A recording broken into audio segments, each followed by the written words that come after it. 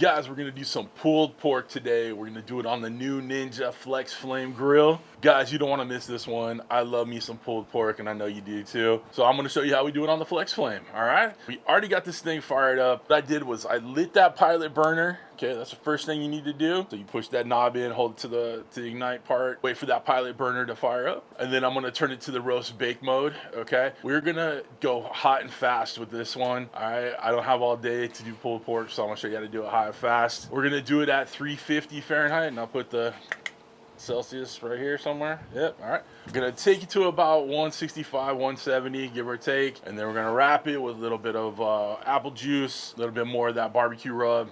Simple, easy to do, right? A little tin foil. What we did yesterday is we seasoned up that pulled pork. I'm using a little competition pig shake from my guy Uncle Steve, and I'll put the link down below if you want to get some. This is perfect for pulled pork and, you know, pretty much any other pork. I love it. All right, so we're going to use a little of his barbecue sauce later too when we're fixing that pulled pork, when we start the braising process. Now with the FlexFlame, there's a 2-rack system. Obviously you got your bottom rack where all the burners are underneath, and you have a top rack. Now I actually got one of the upgrades for the FlexFlame, and that's the full second rack, so it folds out. You put it on the same spot where you put the other top rack, but the top folds out. And I'm gonna put that pork butt right in the middle of that rack, so it's getting complete convection all the way around. It's getting heat from the bottom, heat from the top, getting all that good smoke, right? Yeah, like I said, when it comes up to temp, we're gonna wrap it in all the goodies. Finish that braise until it hits about 205, 210, until it's probe tender. And we'll use our ThermoPro Instant Read to check the probe tenderness. You know, you want to make sure it's really good, okay? And then you let it rest for about an hour or so, and you pull it, and you're eating it, and you're enjoying life, right? Right. Guys, I'm loving this FlexFlame. I love the Woodfire technology with it. I love all the options. I've done a bunch of cooks on it so far. I did do an initial review video for Ninja. If you want to check it out, it's up here somewhere. There. Yeah, there. All right. Check it out after you watch this video so you kind of see everything you can get with it, all the upgrades, all that good stuff. I will be writing an e-cookbook for this, just like my other Woodfire videos. So check the link down below. It may not be ready by the time this video is out, but eventually it will be in there. So check it out. To keep track of those temperatures, we are going to use my ThermoPro Temp Spike Plus. Guys, this thing is an amazing Bluetooth thermometer.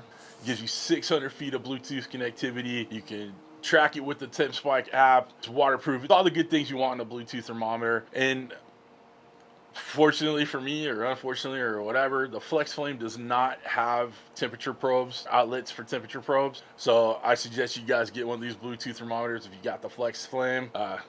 And even if you don't have the FlexFlame, get one. All right. Links down below. My code will save you a little bit of cash. All right, let's go ahead and get this bad boy on. I'm gonna put a little drip pan underneath it with some apple juice. Gonna catch all those juices. Then we'll put that pork butt in the juices when we're braising it. Maybe add a little bit more if we need to, but it'll you know, just kind of keep everything nice and neat and even in there. Cool. All right, let's get down here. I can smell that smoke already. You see it behind me. We are using those Smokin pecan pellets. Again, link down below. I know I say it a lot, but I want you guys to ask what I use in my stuff or in my cooks. The link's down below. It'll save you 10% if you buy them Smokin pecan pellets. They burn cleaner, better smoke, they last longer. Check them out. All right, now let's get that pork butt on. We are up to temperature.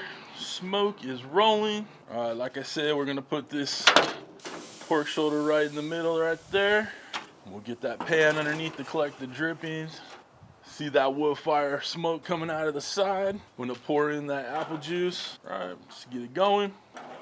Set that right underneath. And then we're gonna shut it down, and I'll see you in a second. Right when it's up to temperature. Also, before we really get that cooking going, I wanna point out that I still have the fat cap up. Now I know there's heat coming from the bottom, but this convection fan is taking the heat over the top. So we're gonna let that fat kind of protect that top part of the meat. And then the moisture from the bottom right here, you know, from the pan, is gonna protect the bottom of the shoulder too. We'll have that rendering of the fat and all that good stuff too. So that's the explanation of fat cap up, fat cap down. When people ask about that stuff, usually I'll tell them to put the fat cap towards the heat source. Okay, so if it's coming from the top or the bottom, but in this case, in the Ninja FlexFlame, it's coming all the way around. Okay, that's it. We'll see you in a second. All right, we're temping out at about 100 degrees. We're about an hour in, give or take. We're building a nice little bark on that fat cap right there. Great. I think I'm gonna turn it around. Clearly, you know, the heat's coming from over here. You know, you can tell it's a little darker right there. So let's turn it around, get that side to match. But other than that, we're looking good, guys.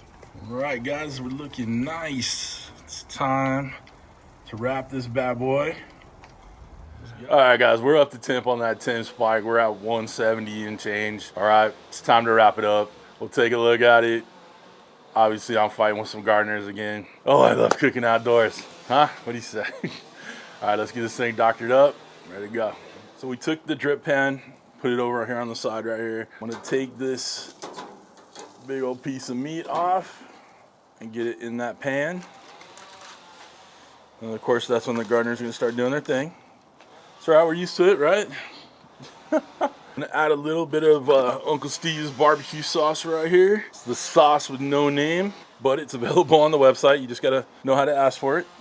And we're just gonna go over the top with a little bit of the sauce, saucy sauce, about a half a cup or so. Make sure it's in with those juices.